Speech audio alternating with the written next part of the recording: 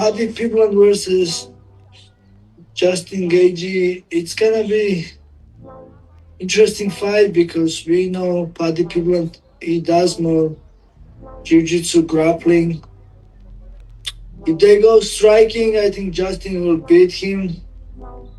But if they try more grappling, then Paddy got this, and who knows what they're gonna do, either what kind of fights they will show.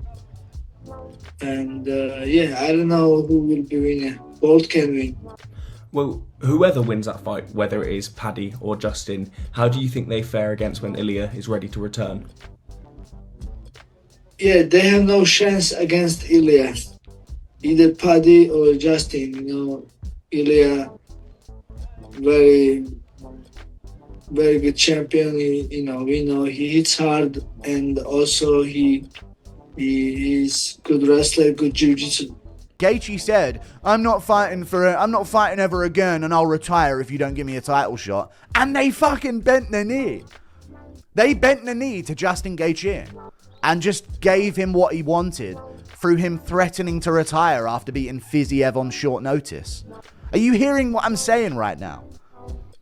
And the only guy, Arman took a fight against Dan Hooker, destroyed him, demolished him, made the call out, said he'd be ready for this day. And he's the only one not rewarded by any of this. It's on Dana White to say, we called Arman, and he said, what, Arman's talking shit? We asked him if he wanted to be on the card. He said no, he's going to be out till July. Unless we hear that and Arman confirms it. This is insane. But fuck Arman. Let's do this. Yeah. Justin Gaethje, the boys in the main event, dude. Justin Gaethje, Paddy Pimblett. I know the last time you won that interim belt, you threw it on the ground in the cage, says it wasn't the priority for you. Do you have different feelings towards it this time and what it could mean at this point in your career? Yeah, I mean, it wasn't that it wasn't the priority. It was that I knew Khabib was next. And if I was going to sit there and think that I was any kind of champion with that belt, with Khabib being next, I think I was going to be foolish. I needed that mindset to prepare for that fight, and he beat me. And but ultimately, like I said, this gets us paid as a champion, and it definitely gives me the chance to fight Ilya. I want to fight Ilya. I want to play spoiler just like I did in Khabib and Tony. I'm going to fuck this up for everybody, and there's going to be no Paddy and Ilya. I'm going to do the same thing I did for that fight, and then I'm going to fight Ilya on the White House card if he's ready to fight again. If he wants to assure his title shot, he has to fight with Justin Gaethje, because if he fights with Arman, I think that Arman's gonna beat him. So the easiest path he has right now to get the title shot is Justin. Nobody in the MMA world can agree on what's coming next.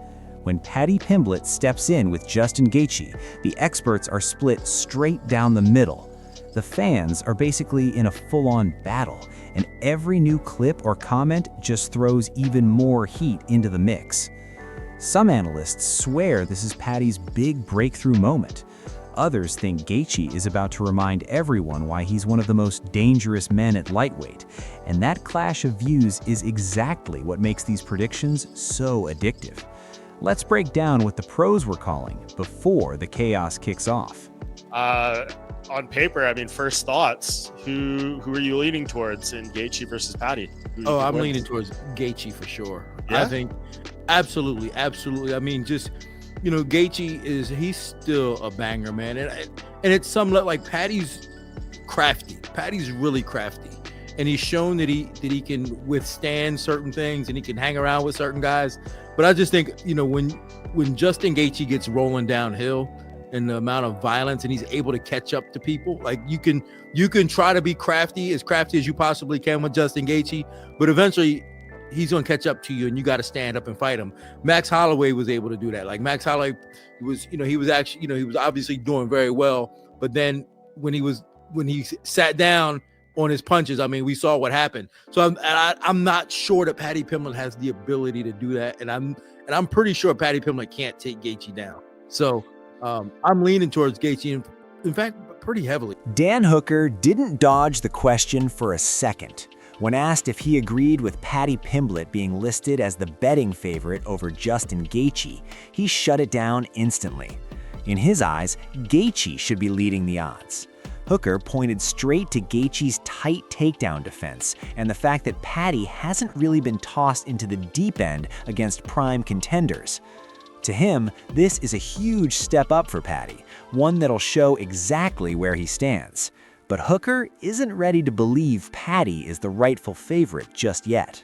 Title between Justin Gaethje and Paddy Pimblett. They got Pimblett as the favorite here. Do you agree with the odds? Do you agree that Paddy Pimblett with Paddy Pimblett being the favorite against Justin Gaethje?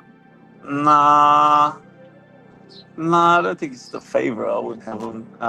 Gaethje's takedown defense is pretty sharp.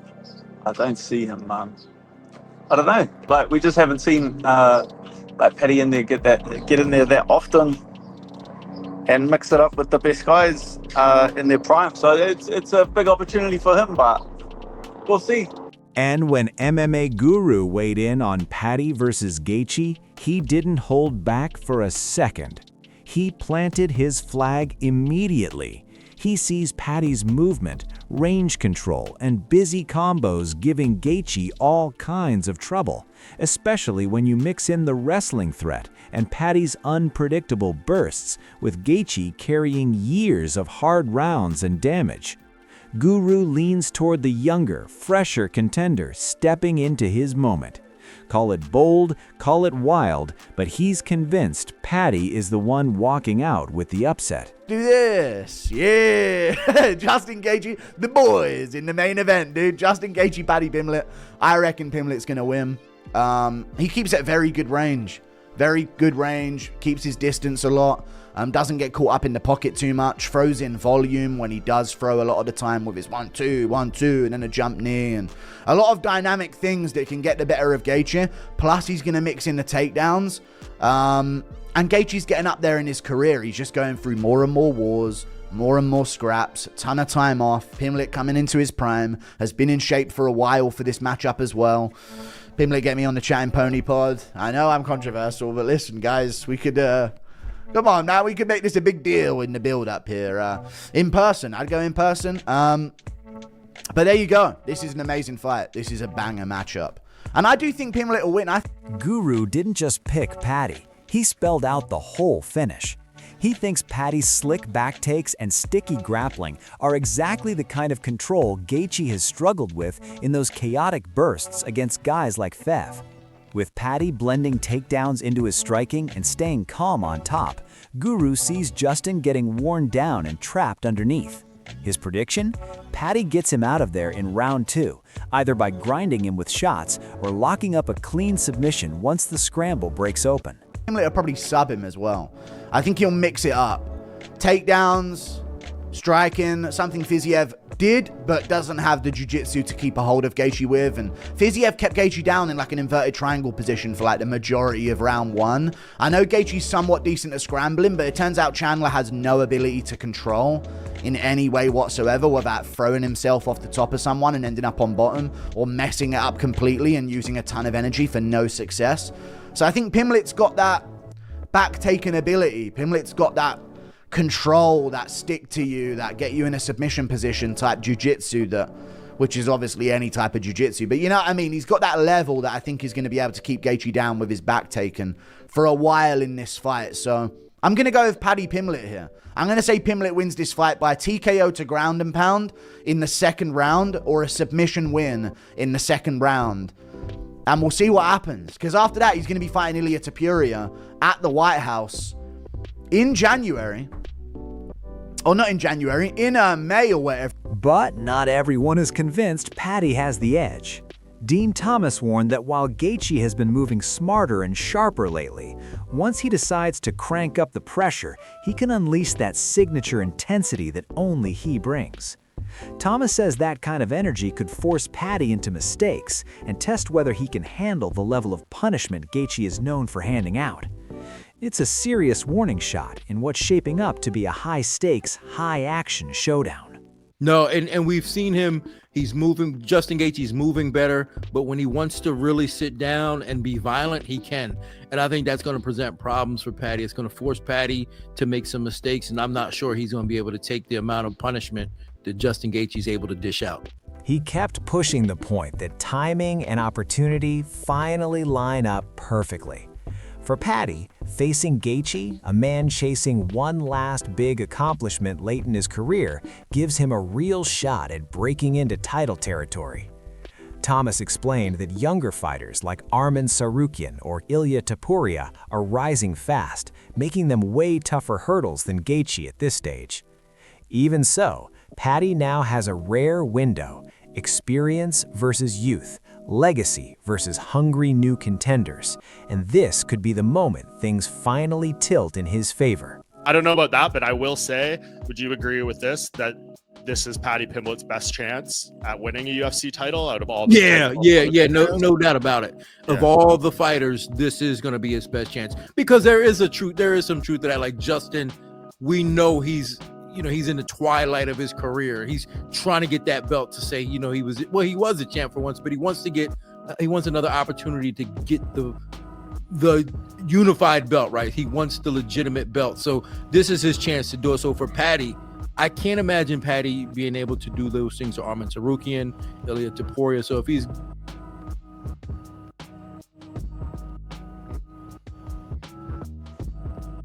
You lose you there, Dean. Not sure if Dean's stream cut out or what's going on there, Dean. I don't know. All right. I think you're back.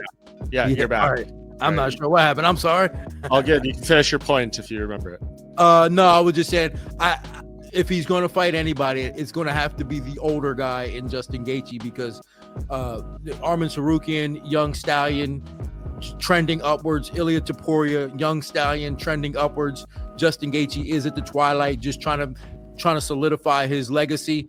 He's Paddy's best chance. On the other hand, Aaron Bronstetter, a respected MMA broadcaster, sees this as a massive moment for one of the UFC's most iconic divisions, with Paddy Pimblett and Justin Gaethje right in the spotlight. He expects nothing but chaos and high output, and he thinks the interim belt boosts everything: bigger checks, stronger resumes, and real stakes that actually matter. Without a title on the line, this might not headline, but with the interim strap and a future shot at Ilya sitting there, Bronstetter views this matchup as genuinely meaningful. Division has always been kind of a glory division in the UFC, and I think with Paddy Pimblett and Justin Gaethje, two pretty big names in the sport, plus a fight that, if that fight doesn't deliver the goods, I'd be very surprised. Whether there's an interim title on it or not, this is the thing about interim championships. I like them because you get paid to be like a championship wage, right? Like if we want to be for the best interest of the fighters, like I think them fighting for interim titles is good. It's good for their prestige in the future. Like when they're out of the sport, they can say that they were a champion, whether they're an interim champion or not. I mean, Justin Gaethje's been an interim champion. Paddy Pimblett, of course, has not. But I just think that it's going to be a very fun fight, no matter how you look at it, whether you care about interim or not. Is it a fight that you would headline a pay-per-view with if there was no title on the line? Probably not. But with there being an interim championship on the line and the winner of this fight fighting Ilya down the line, like I think that the stakes for this fight are pretty big. Adding to that view, Brendan Schaub explained exactly why this fight is such a spectacle. Gaethje is one of the most violent, crowd-pulling fighters in UFC history, drawing in casuals and hardcore fans every time he shows up. Paddy might not have the same in-cage legacy yet, but his star power outside the octagon is huge. Schaub sees it as a perfect storm: action-packed, attention-grabbing, and the exact type of showdown the UFC loves to shine a bright light on. Top 5 most entertaining, most violent, first-team, all-violent fighter to ever grace the octagon. The casuals know him. Paddy Pimblett, they might know him, but he's massive elsewhere. So that's going to draw some eyeballs. Wade Plemons laid out the full context, pointing out how unusual the paths to this matchup really are. Gaethje openly said he'd walk away if he didn't get a title shot, and now he's getting his chance with an interim belt on the table. Meanwhile, Paddy Pimblett has been climbing steady, picking up wins over Tony Ferguson, Bobby Green, and Michael Chandler, but he's never faced a legit top 5 opponent. Plemons questions how that lines up with a title opportunity, even an interim one, but he admits fighters take the fights they're offered, And this finally gives Paddy a true high-stakes test. Let's start with this. Justin Gaethje, Paddy Pimblett. Now, Justin Gaethje had said, listen, I'm not going to continue fighting unless I get a title shot.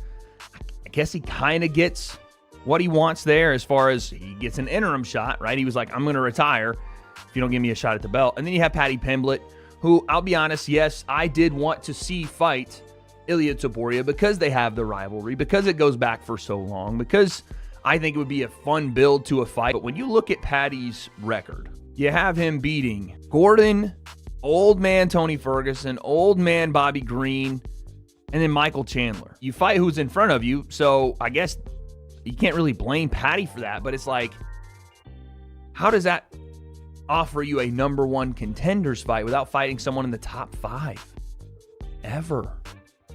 You know, until this moment. He's 7-0 in the UFC, but he hasn't fought anyone in the top 5 to even get to the title shot. Again, interim, I know, but that doesn't make sense. However, James Lynch broke the matchup down by merit, saying this is a legit test for Paddy. If he beats Gaethje, there's no reason he shouldn't be close to a title shot soon. Even though Arman Tsarukyan might technically be next for the champion, Lynch sees this as a fair opportunity, especially considering Gaethje's setbacks like the Holloway fight. He believes the UFC should reward fighters who stay active and take risks, and giving Gaethje this interim shot keeps the division alive while benefiting both men. Then Michael Bisping jumped in, pointing out that despite the old nickname, Paddy the Fatty, Pimblett is nowhere near that anymore. He's in the best shape of his life. An interim belt would instantly place him among the lightweight elite. As for Gaethje, Bisping frames this as one last huge run at gold, with Paddy suddenly standing in the way. But Sean O'Malley admits he's slightly leaning toward Paddy. He knows Paddy can be open to left hooks, but overall, he's sharp, especially after his performance against Michael Chandler. O'Malley highlights Paddy's versatility, tough, slippery, dangerous on the feet, and reminds fans of his head kick KO of Dustin Poirier, showing the kind of finishing power he brings. On the other hand, Arman Tsarukyan didn't hold back, saying he hopes Gaethje stays sharp because this might be his last big window.